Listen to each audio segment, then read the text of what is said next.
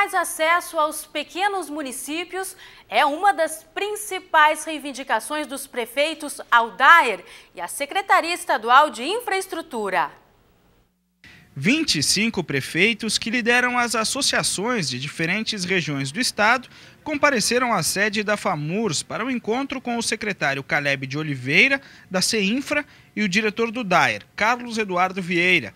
O prefeito de São Jerônimo, representante da Associação dos Municípios da Região Carbonífera, pediu atenção às obras que estão pendentes no município desde a última gestão. É a ligação asfáltica entre Arroio dos Ratos e São Jerônimo, aonde no governo Ieda essa obra foi um compromisso por parte da governadora em contrapartida à instalação do presídio estadual que foi implantado em Arroio dos Ratos. Considerado o principal empecilho para a continuidade das obras, a dívida entre o governo e as empresas responsáveis foi saldada, segundo a Secretaria de Infraestrutura. O valor era superior a 70 milhões de reais. Hoje, todas as dívidas até o final do ano passado estão todas quitadas, e o que pode haver hoje com as empresas são pequenos resquícios de medições, de discussões entre os engenheiros do DAER e o engenheiro da empresa, mas valores sempre muitíssimo pequenos. Não há mais dívidas com as empresas no que tange ao nosso plano de obras. O DAER apresentou o plano de obras rodoviárias, incluindo o início de 77 ligações municipais até o fim de 2014. A conclusão das vias que atendem esses municípios, em sua maioria dependentes da produção agrícola, foi uma das principais reivindicações. Seja um incremento considerável, seja pelo ganho que nós vamos ter na questão de logística para esses pequenos municípios, seja pela mudança do enfoque econômico desses pequenos municípios, e isso atinge em torno de 400 mil habitantes do nosso estado. São 104 acessos municipais, são 19 ligações regionais, previstos 8 duplicações e 10 obras que já vinham do governo passado que a gente está executando.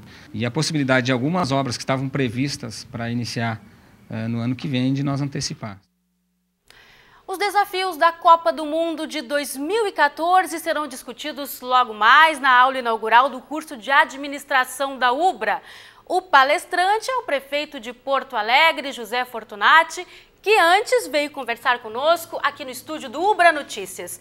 Prefeito, boa noite, obrigada pela presença. Boa noite, Dani, grande alegria, enorme satisfação. Obrigada. A Copa do Mundo vai ser discutida daqui a pouco com os alunos aqui da UBRA, né? Prefeito, a capital tá um canteiro de obras, literalmente, né? Com certeza. A gente vai conseguir estar pronto, assim, tudo vai estar pronto dentro do cronograma até a Copa do Mundo? Olha, eu tenho a tranquilidade de dizer ao telespectador de que Porto Alegre tem se preparado de forma adequada para que todas as obras estejam prontas para a Copa do Mundo. Naturalmente, existem fatores externos, ações judiciais, enfim, outros problemas que acabam surgindo que muitas vezes acabam criando transtornos na execução da obra.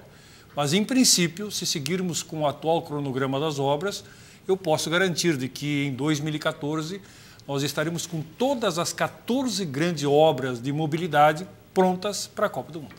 Prefeito, ainda falando sobre a Copa do Mundo, hoje teve um assunto que dominou aí as redes sociais, que foi o convite ao ator mexicano, o Kiko, né, o Carlos Villagrán, para ser o embaixador da Copa de Porto Alegre na Copa do Mundo.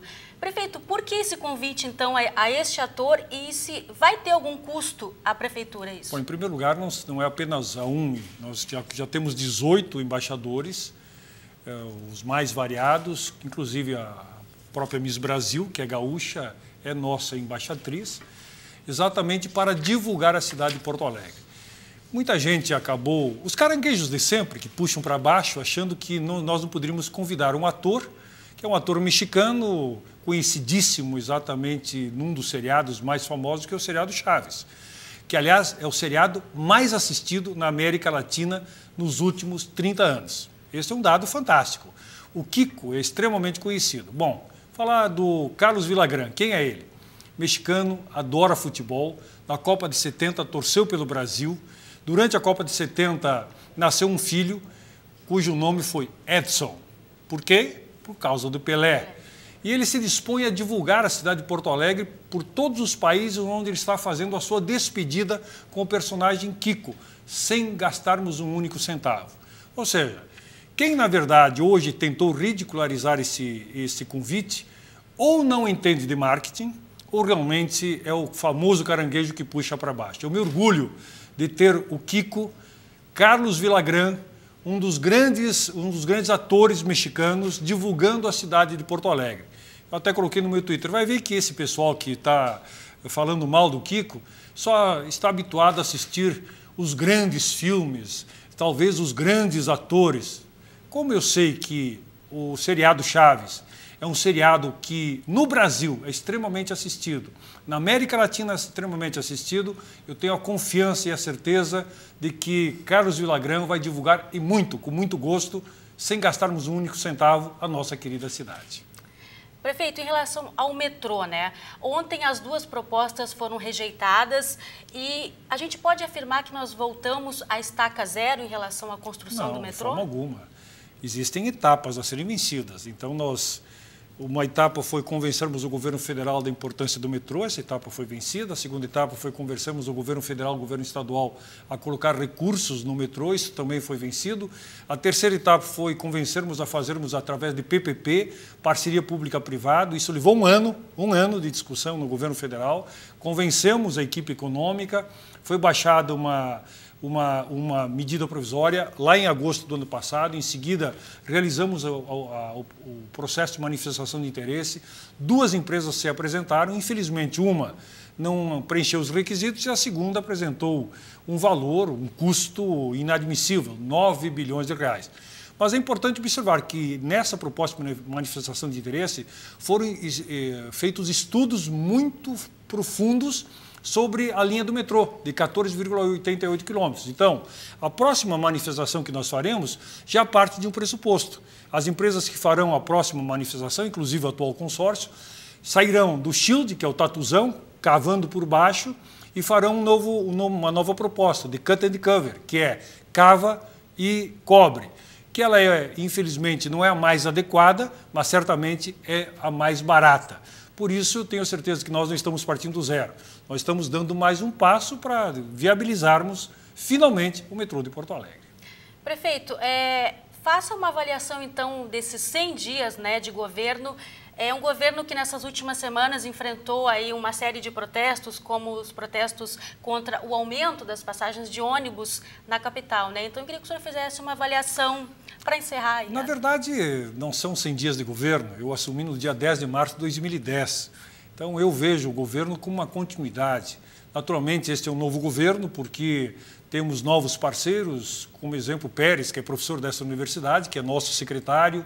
Temos outros parceiros que se envolveram no nosso governo e, por isso, talvez, essa necessidade de falar sobre os 100 dias.